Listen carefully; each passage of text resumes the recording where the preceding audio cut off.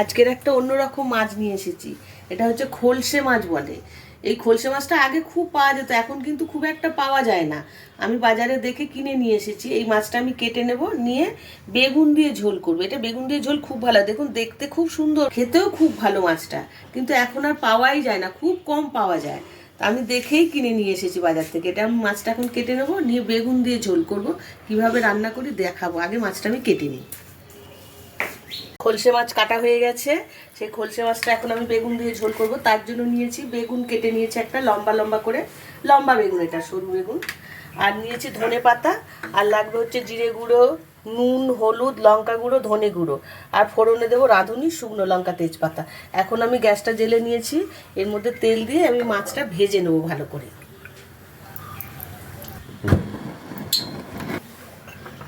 মাছগুলো নুন আর হলুদ ভালো করে মাখিয়ে নেব।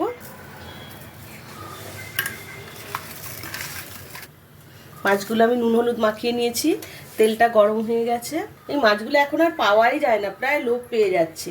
কত ভালো লাগতো এই মাছগুলো, খুব টেস্টি। কিন্তু বাচ্চারা খেতে চাইবে না, কাঁটা আছে একটু, যেই মাছে কাঁটা বেশি সেই মাছ খেতে বেশি ভালো। আমি মাছগুলো ভেজে নেব। মাছগুলো ভাজা হয়ে গেছে, এখন আমি তুলে নেব।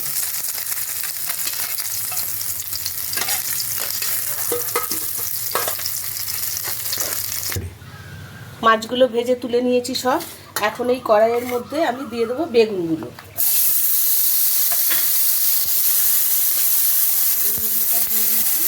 দিয়ে এখন দেবো মশলা। 1 চামচ লঙ্কা গুঁড়ো দিলাম,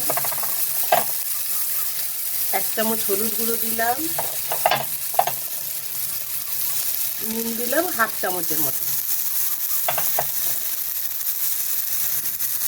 ধনের গুঁড়ো দিলাম 1 চামচ, আর দেবো জিরের গুঁড়ো 1 চামচ। দিয়ে এখন আমি জল দেব, 1 গ্লাস জল দিয়ে দিলাম। আমি সমস্ত মশলা দিয়ে জল দিলাম। এখন আমি ঢেকে দেবো, 2-3 মিনিট ঢাকবো। বেগুন তো তাড়াতাড়ি সিদ্ধ হয়ে যাবে। বেগুনটা সিদ্ধ হলে আমি ফোড়ন দেবো। 2-3 মিনিট হয়ে গেছে, আমি ঢাকাটা খুলে দেখি বেগুনটা সিদ্ধ হয়েছে কিনা।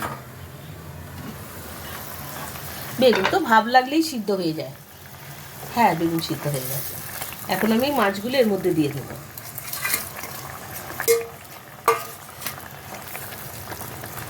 বেশি মশলা না, কিন্তু পাতলা ঝোল হচ্ছে, খেতে খুব ভালো লাগে। এইরকম গরমের দিনে এই খলসে মাছে পাতলা বেগুন দিয়ে ঝোল গরম ভাতে খুব ভালো লাগে।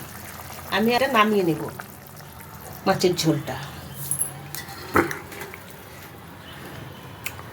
ধুয়ে নেব, নাহলে এটা পুড়ে যাবে।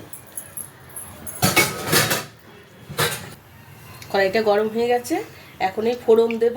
তার জন্য আমি তেল দিয়ে দিচ্ছি কড়াইতে, এই সামান্য তেল দিলেই হয়ে যায়।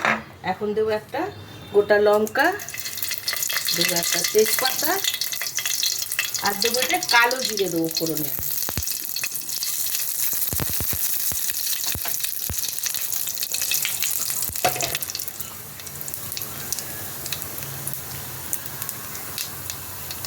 তেলটা গরম হয়ে গেছে, এখন এই বেগুন আর মাছ একসাথে ঢেলে দিই।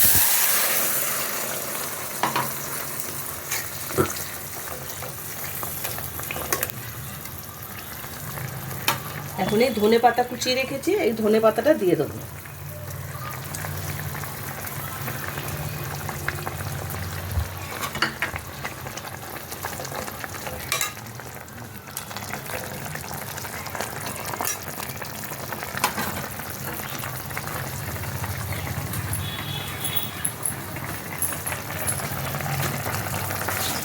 রেডি হয়ে গেছে বেগুন দিয়ে খলসে মাছের ঝোল। আমি এখন গ্যাসটা বন্ধ করে দিলাম, দিয়ে মাছটার ঝোলটা আমি নামিয়ে নেব।